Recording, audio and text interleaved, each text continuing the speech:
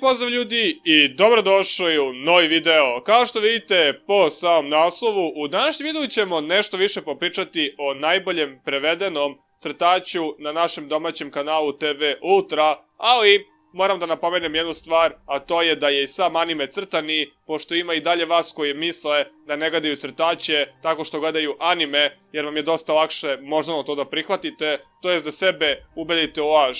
Jednostavno, anime jeste crtani koji je prvobitno objavljen u Japanu. Znate i sami, u to vreme je jednostavno bilo dosta prevedenih crtanih filmova. Da li su oni bili sabovani ili dabovani, to uopšte nije poenta, ali ih je bilo dosta. Znači, neki od Pink kanala je čak preveo taj Dragon Ball serijal ceo, imali ste razne Yu-Gi-Oh serijale na ostalim kanalima, nešto malo i na Ultri, ali samo Ultra je vremenom krenula korak napred kada je uzela prvi ozbiljan serijal da obradi, a to je upravo Death Note. Sam Death Note možda nije najozbiljniji tog žanra, ali opet za decu tih godina je izuzetno kompleksan. Već sam na početku videa rekao sledeće, da su sami mainstreamovi, pogotovo oni malo lošiji, preovladali tim vremenom u vidu Bakugana, Beyblade, Yu-Gi-Oh i tako to. Nisu oni loši koliko ja zapravo pričam, ali ne šalju tu neku širu sliku publici, a pogotovo deci. Dok sa druge strane taj čuveni Death Note je mogao vrlo lako da se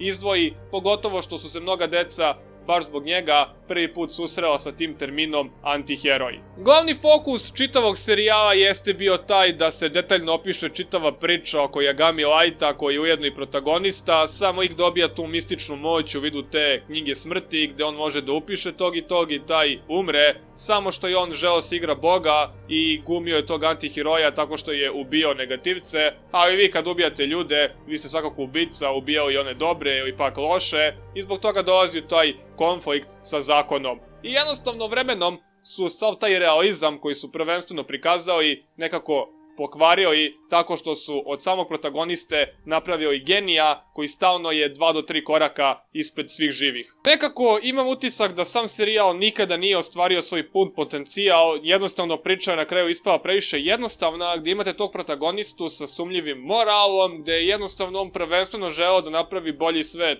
ali jednostavno sam svet nikada neće biti savršen, jer uvek imate taj balans i to je jednostavno previše logično. Sam serijal je izuzetno dobro obradio temu što se tiče tog iskušenja. Sam i taj vizualni prikaz te jabuke u fazonu čik probaj da me ne zagrizeš, isto je tako i sa ovom moći koju je dobio odjedanput naš protagonista i jednostavno pokušavao da ispadne heroj, ali na kraju je svoj normalan život žrtvovo zarad ničega i sam serijal nam šalje jasnu poruku da li zapravo ispravne stvari i odluke postoje. Mada sve je to relativno normalno što se tiče ovakvih animea, to jest tog žanra, jer jednostavno hoće da vam dočaraju kroz određeni broj epizoda, u ovom slučaju ne puno, da je većina stvari u životu zapravo stvar perspektive. U suštini sam naslov i jeste prost, kao što sam na početku rekao. Zašto? Imate klasičnu igru mačke i miša, gde naš protagonista dolazi u taj čuveni sukob sa zakonom jer izigrava heroja, ali vremenom i on shvata, doduše kasno,